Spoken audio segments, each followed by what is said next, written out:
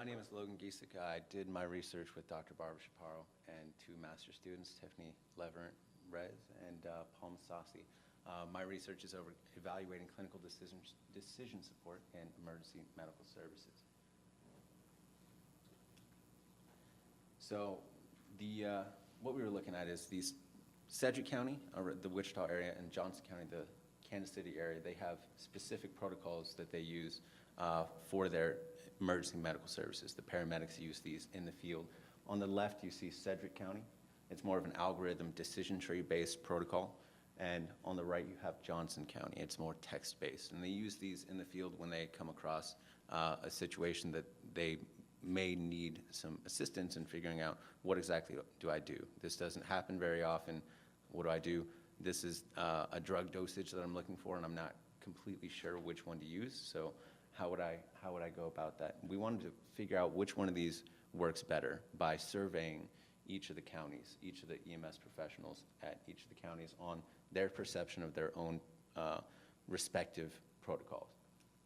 So we wanted to learn which one is better in terms of learnability, clarity, ease of use, user satisfaction, and how they would agree with this statement, my protocols make my job easier. So those are the terms in which we're looking at which one is better.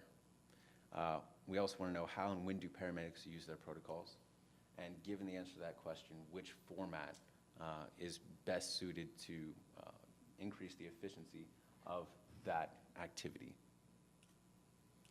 So here's a little bit of background on cognitive aids. A checklist is considered a cognitive aid because it's something that it's a visual aid that will support your memory if you are in the position and you need a little bit of assistance because you haven't memorized everything fully. So it's to protect against human vulnerability to incomplete memory during time pressure situations, especially in emergency medical services. This is very important. Some of the problems with cognitive aids currently is there are no federal regulations. There's no current standardization of design. And there are few published guidelines to inform the development or design standards for people to follow if they are creating their own. Often it's just the local district, the county themselves that comes up with the design, and they say, okay, I think this works, and they start using that. There's not a lot of evidence that proves that this design is better than the other. So cognitive aids have been used in aviation for a long time, probably over 50 years now.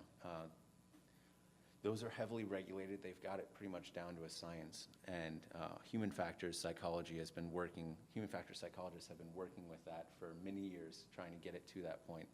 Now we're trying to go for doing that same thing in the medical field.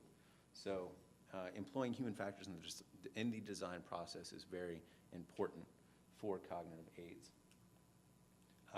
At this point, every pilot knows that they must adhere to these certain checklists, and they're in place for a reason. They have these takeoff checklists. You got to make sure that the landing gear is up, make sure that the rudders are all stable, and make sure that all of that stuff is taken care of so that the passengers and the pilots themselves are going to be safe.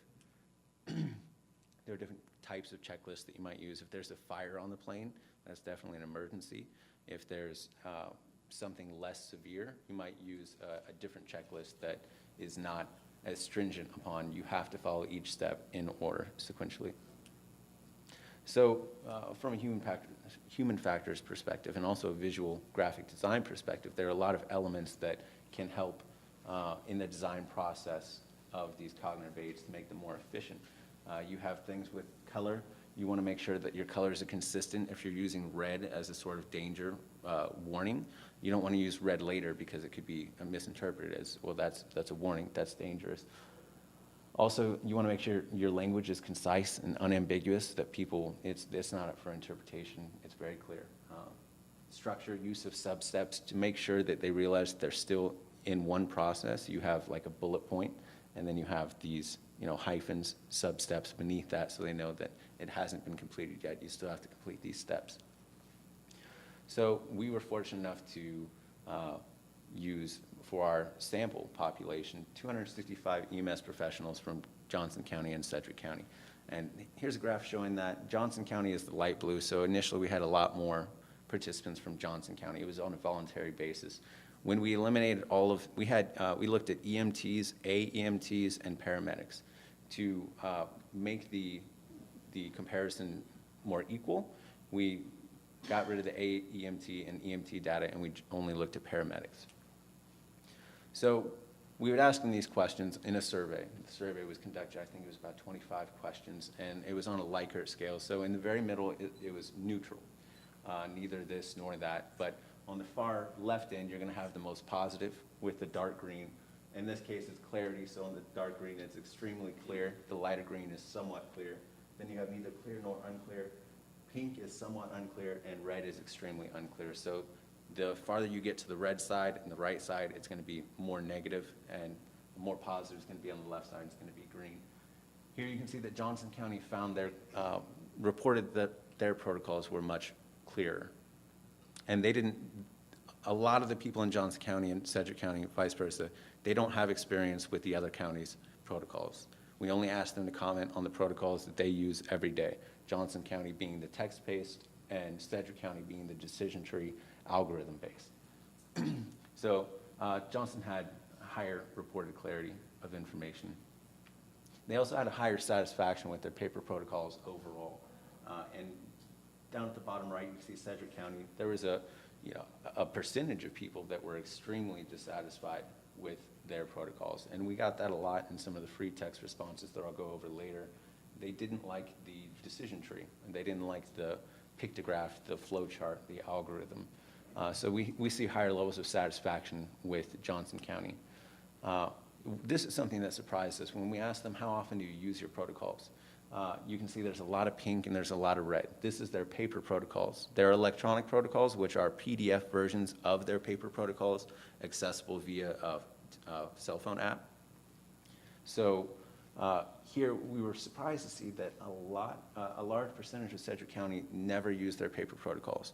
And when we talked to the EMS professionals about it, we were speaking with the medical directors. They said, well, a lot of people do use their phone. They just pull it up on their phone. We see that that's not as prevalent in Johnson County, but it's definitely still there. Overall, the amount that they use their paper protocols was surprising, because I would think that they would use them on most calls, but often they rely on their training. So Microsoft created a usability study. It was a list of 118 words to do usability studies with software. So there's a list of 118 words that range from positive to negative, all sorts of words.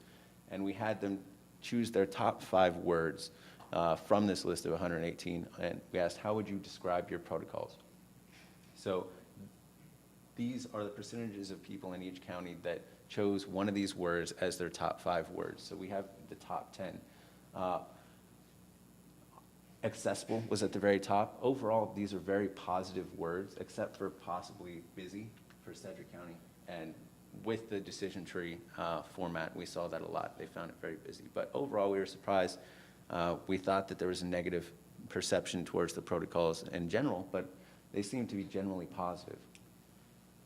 Some of the discrepancies, though, between the words that they chose are in the percentages. Yes, they both said accessible as the top percentage, but there's a much higher percentage in Johnson County that chose accessible as one of their words.